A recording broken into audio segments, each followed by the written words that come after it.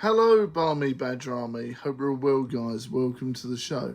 Today is Rainbow Bridge Remembrance Day, where we can have a bit of a think and miss our beloved pets.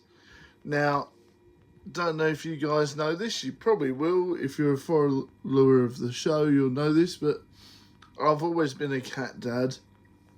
Even when I was little, I had my favourite cat, Ranger. And, there was a funny old story to tell there, but he literally waited for my mum to die. That was really sad. I said, I was only little at the time, and I said, Mum, Ranger's making funny noises.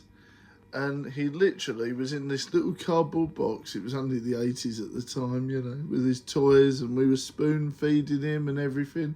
And he literally waited for my mum to come down to say hello, cuddle him, and then he died. That was well sad. And of course, Frankenstein is no longer with us. That was a real downer for me. I really miss my Frank. And of course, the one that hit me the hardest was Ruby. If you're a follower of the show from years ago, Ruby has been in my life. She was in my life for a long time, like a good 10 years. And I miss her every day of the week. I really do. She was more than a pet. She was a family member, So it really, it was really hard for me to send her off on the Rainbow Bridge when she headed off. She had to go.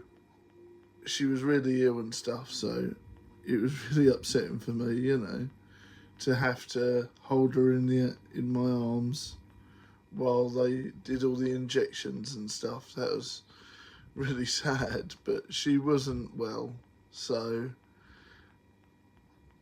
it was for the best. But I miss her every day of the week, It's one of these things where she was like I said, more than a pet. She was a family member, and I don't think I've cried, that much ever, from when it was like my daughter died, it was really sad. So I miss my Ruby every day of the week, and it was really sad holding her in my arms as she went. But, you have to be strong, and you have to realise that they're in a better place. So that was super hard for me to talk about. But please tell me some of your fond memories in the comments below, and how much you love your pets or your companions.